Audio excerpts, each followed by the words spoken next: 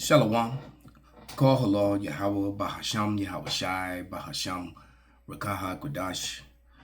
Double honors unto the apostles, double honors unto the elder bishops. Salutations to all my fellow laborers doing this work in truth and sincerity, risking their lives and their freedom to do so, now more so than ever. The would-be judges, the 144,000, and the scattered elect that are scattered around the four corners of the earth, that be like unto the speckled bird, the Israelite foreigners among the heathen nations that look like those heathen nations. This is not a black thing. And to the few Akwaf that are listening and learning, to you I say Shalom. This is your brother Malcolm from the branch of the great millstone, coming at you with another lesson in critical race, historical facts, not theory. All right. And I'm going to open up with Revelation 12:12. Therefore rejoice, ye heavens, and ye that dwell in them. Woe to the inhabitants of the earth and of the sea, for the devil is come down unto you, having great wrath, because he knoweth he hath but a short time. All right. And the reason he's, they're doing that, they're coming hard down on Jake. And one of the ways that they do that is by use of the media. All right. By constantly controlling the narrative. All right. When it comes to dealing with our people. All right. And that controlling the narrative, a narrator, because see, you're a chronicler. You're chronicling a story, but you're a describer, but they give a false description. All right. They give a false picture of a false portrayal. All right. They depict fraud. All right. And then that becomes a representation of record, which is wrong. All right. I mean, they even do that with the Lord. And the reason I'm saying this is because I watched a video earlier about, and they're calling it a mass shooting in Alabama. And they really tried to sensationalize the story. This one Jake shot 11 people and injured 29, and they putting his face all over the media, but it didn't drown this story out at all. All right. It didn't drown this story out at all. And the flip side of this coin is that what this man did, some people are calling him a hero. I mean, I'm not going to say anything like that. But, some people are referring them to that. And I warned in many of videos that citizens would take it into their hands to start doing things to these elites, like fraud, and these people who did all these horrible things to American citizens. All right. So everyone knows this story about this United healthcare CEO shooting. All right. And of course, the shooter was, had the appearance of an Edomite, of a so-called white person. So as they're trying to bombard you with that story about Jacob, all right, the Lord is just stumping Esau everywhere that he turns, and just catching them up in their lies. See, in this story, I watched this yesterday, and it really aggravated me because they were talking about that former Marine, Daniel Penny, and that little 140-pound, 45, maybe 150-pound man at the most, soaking wet with boots on, that he put in a rear naked choke. And then the two other men that kept grabbing his arm as he's trying to free his airways. And what people don't understand is when your air is being restricted, the reason he started panicking and fighting, so that's what happens when you put in a chokehold and you're desperately trying to get out. And she even says with her own lips that, well, he's a Marine and he probably knew other ways to restrict and hold him down. You can't hold someone down and restrict and by their airway and restrict them and expect them to just lay there and comply when you're restricting their breath, their breathing. All right. There are other ways to hold him down, but he didn't. And like I said, and every time that he tried to reach up to pull Daniel Penny's hands away, you had two other men restraining his arms. And so Daniel Penny rear naked choked this man to his death. All right. And held it for 5 minutes. It only takes four seconds for someone to pass out in a rear naked choke. You could just go put one on the screen. Look up UFC or Brazilian Jiu-Jitsu or, it literally takes about 4 to 5 seconds, sometimes even sooner, to choke someone completely unconscious. If you hold them for 5 minutes, so yes, he is a fucking murderer. That's murder. But let's listen to how she defends him and how many Edomites are defending his actions. Where these people are put away, and that's the case with bail reform. I mean, that's like Big Little Lies. That's an amazing story. I can't believe you had the wherewithal to find something like that. So, brava to you. That's impressive and horrible. But if we take that as, well, let's compare it to the Daniel Penny story. So it was someone who was threatened. And see, she messed up when she brought this because she didn't give the answer that she was hoping for. That's the culprit, the former Marine who put him in a rear naked choke. All right. A rear naked choke is a move to actually kill someone. And if you're going to restrain them, you don't put them in a rear naked choke. He could have gift wrapped him. He could have put him in a full Nelson, even the old knees in the back, okay, with his hands behind his back. He could have restrained him many ways, but you don't hold him in a chokehold to where he can't breathe and then get angry or upset when you get charged with murder. Threatening riders on the subway, he took action, and now he's being charged. So he was threatening riders on the subway, but he never touched anyone from the best of my knowledge. All right. Charged with murder and criminally negligent homicide. Had you killed this man, can you see how you might have faced something similar? And what's your take on that trial? Yes, actually, I will tell you, at the time, I was not a licensed, concealed carry pistol permit, holder at the time here in New York. I will tell you, I am now. And right. I am now because, life, when you're in a life and death situation, seconds matter. So people have asked me, what would you have done? Would you have tried to shoot him? Would you have tried to? I don't know, because I didn't have that at the time. I just used what I could. So I don't really know. It's hard to say. Now she's comparing her situation. I didn't play that part of the story, but she was in a nail salon and a guy came in with a knife and some brass knuckles and attacked the woman that was doing her nails, stabbed her and started beating her with brass knuckles. And she ran and got a pole and impaled him and started beating him with it and got her knees busted up and basically saved this woman's life and her own. All right. So, bravo to her. She saved the woman's life, from a psycho. And they never mentioned, and they didn't mention him. And you know why? Well, when they don't mention the name or show a face, 99 times out of 100 is because it's a pale male. And the media, we live in a country where the pale male has to be put in a position where he's the upright and the pious and the good guy, no matter how bad he is. That's why they love stories when dumb, ninjas go and do dumb ninja shit. Then they can put that in the media and blast that across the screen. All right. So now that's why she asked her this question. She's asking her, what would she have done? Well, the guy who was killed by Daniel Penny didn't produce any weapons. So it would have been hard to justify shooting him. He was just, some weird dude off his meds, a serious lightweight, and just running his mouth. And this guy jumped up and decided, to grab hold of him and throw him in a chokehold. And like I said, when your airways are restricted, you start panic fighting. However, when I think about Daniel Penny, again, he's a good Samaritan. He stepped in. There were very active threats on the subway. He sat back. He was watching. He was perceiving what this person was saying. He was perceiving the reactions of the people that were riding the train. They're in a very closed car, right? There's no way to get out. And this person is increasingly making threats. And the riders are increasingly becoming more and more afraid.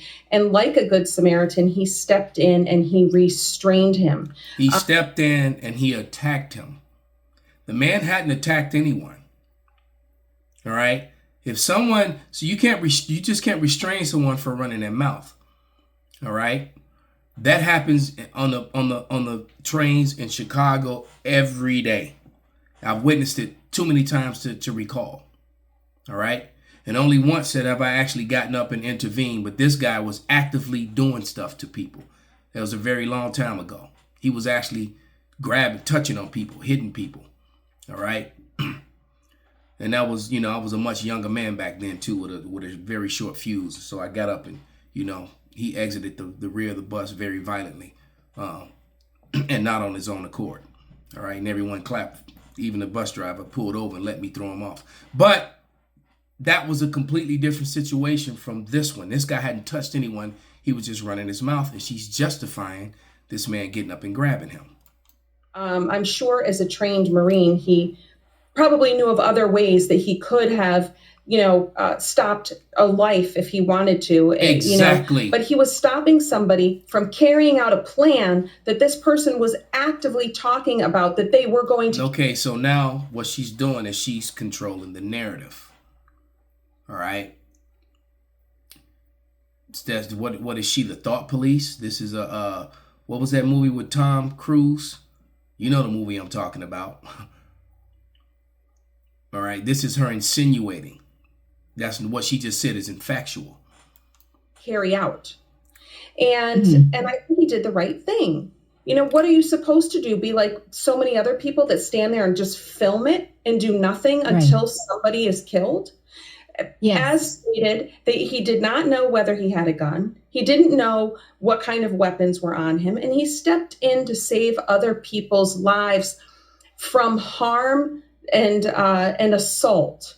And that's no proof in anything that she just said. And watch how quick Clayton's wife changes the subject matter because she realizes it. And that is very, very valid. My hope is that he will have all charges dropped, because going forward, who wants to step in and help anybody anymore? Right. Well, our social contract with the government is that we pay taxes and they protect us. So they're not upholding their part of the contract. So right now it's on us. And so if we punish those... See, I think Clayton's wife is Natalie. Natalie saw that this was not going her way, so she interjected to try to save the situation, because the answer that Liz Joy gave was all her opinion. None of that was fact, and that's why it didn't hold up in court. This is James, and the fact that the man who was choked to death was a so-called black man. All right. This is James 2:13. That's why they try to dismiss it like it was nothing. And it reads, "For he shall have judgment without mercy who have showed no mercy. And mercy rejoiceth against judgment." And when you go back and watch the video, Penny didn't act alone. There were two other men who kept holding this little man's arms, this small little man, who they were holding his arms while this Marine choked him to death and held him by his throat for 5 or more minutes. And then I'm so in shock that he's dead now, when I restricted his air for 5 fucking minutes. No one spoke about that. All right. And how those other two guys just get to walk away scot-free, the wrong judgment goes forth, man. All right, and even she said that he probably wasn't on his meds or didn't get the proper help. But the media downplays Edomite crime. All right. As a matter of fact, I have an article here, because I'm so glad that I waited to do this lesson, because I was so anxious to do it. When I saw this, I got so angry. And everything happens for a reason. Then the internet was acting up. And I'm glad that I waited, because in the time I was waiting, all this other information came in. All these facts on white crime. So I'm going to show this. Police across the U.S. are illegally selling firearms. CVS investigation finds. Where do you think those firearms are going to? Straight to gangbangers in the hood, which commit mass shootings like the one that they were trying to put all over the news in Alabama. But here we go. A CBS News investigation found dozens of law enforcement leaders buying and illegally selling guns. A review of government audits and court records over the last 20 years uncovered instances in Look at that, 23 all states across the country. U.S. plus Puerto Rico and Washington, D.C. for a total of more than 50 cases. And people who were supposed to protect and serve were selling these high-powered guns and making a steep profit. Erin Couchy, who led this reporting, is here with me in Studio 57. She's a producer for CBS News Crime and Public Safety Unit. Erin, this is so mind-boggling that these high-ranking officers are getting these guns and then they're selling them to criminals. In essence, the law enforcement officers are criminals themselves. Absolutely. So the key is that these weapons are usually deemed too dangerous to be on the streets. So they're using their access as law enforcement officials to gain access to things that otherwise wouldn't be on the market. They're saying, we need this for our official duties to serve and protect, but actually they're secretly turning around and they're selling. They're buying them because they're law enforcement officials, or they're requesting them. Tell me more. Okay, we don't really need to see much more of that. I'm going to hold on to it because I probably would use it again. I'm not going to delete that one. I'm going to save it. But it proves the point. And these high-ranking officials, what do you think they are? Do you think these are black high-ranking officials or white ones? Yeah, I'll let you think about that. Across all those states, not that many HNCs in the police department like that. All right, head nigga in charge. In case you don't know what that means. No, those are white NCs, head white niggas in charge. Okay, so just going to show you the hypocrisy of Esau Edom, the so-called white man. All right, and I keep telling you that the majority of police are criminals themselves. And we've been telling you here in Chicago, and I know that the same thing happens in LA, that they plant guns in the hood all the time, in crates. You know, they leave the train cars open. It's all manner of ways that they get these guns on the streets. You always wonder where these guys getting these guns from. Well, she just proved it to you that they're coming from the very law enforcement. And they get you twice. Because Jake is stupid. You know, they'll, instead of going out and get rid of their enemies, they go and shoot up their own people. All right. So now you're taking care of that. You know, the so-called black woman leads in abortions. So she's still the number one killer collectively of so-called black men, and all right, and girls for that matter. She's still the number one killer because that's what they do. And then they got these fools out here shooting each other up. And then if you don't go to, if you don't die, then they get you into their system, into the court system, and then everybody makes money, from the judges to the lawyers to the bailiffs, because they keep a cycle of people in and out of the prisons for the gun charges. So it's a win-win for them. All right, and then they get to bigotedly, put men of color, faces across the news daily with slander. This is Revelation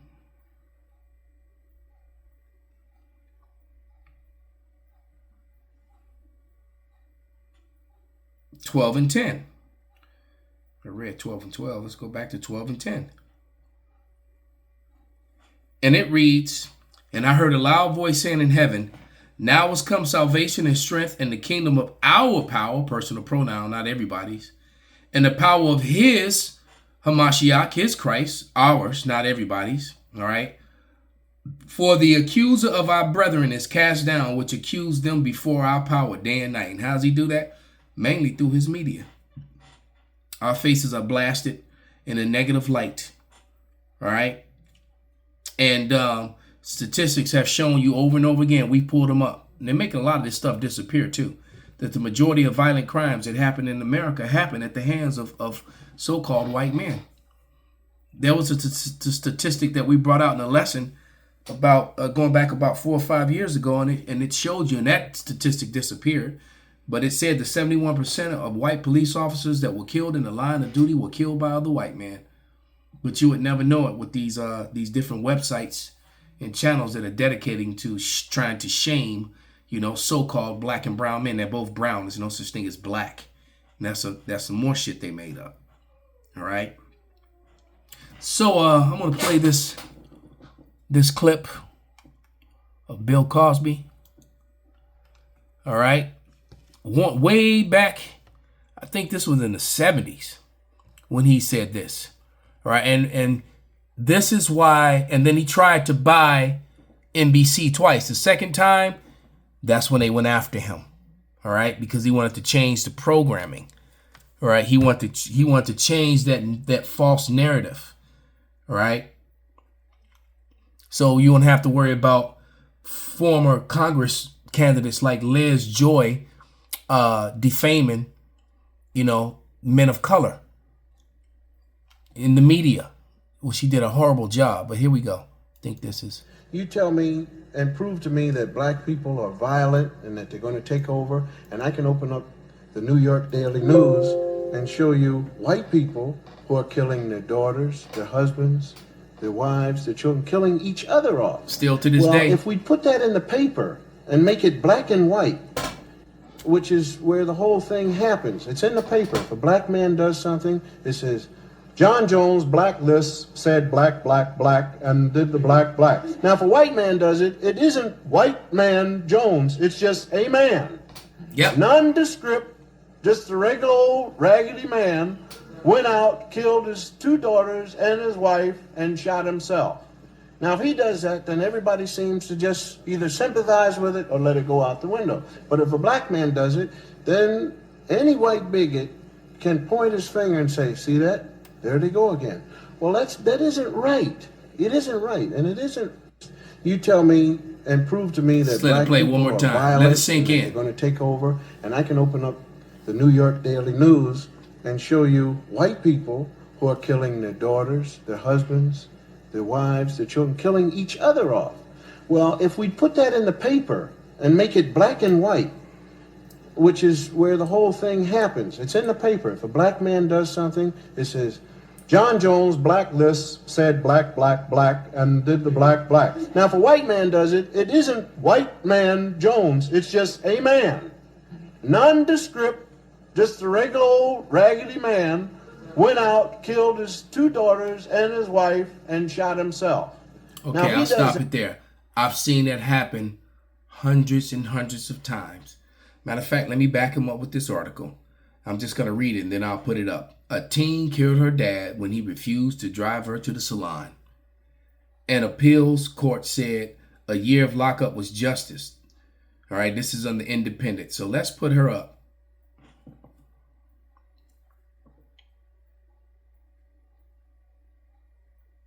Hold on. I hit too many buttons here. Here we go. There she is. That's her. So let's go ahead and hit it. A teen killed her dad when he refused to drive her to the salon. An appeals court said a year in lockup was justice. So let's just go down. Megan Emerwitz. Megan Emerwitz, now 21. All right, she was 17 when she did it. There's Megan Emerwitz. All right. And you notice it says a teen. If that were someone of color, it would have said, a Hispanic or a black. You understand? You see, Bill Cosby didn't lie. He told the truth. And that happens every day. The verbiage that they use toward their own is very friendly and different when it's one of them than what they use when it's a so-called black or brown person. All right. Let me bring out another scripture, because it's all to control the narrative.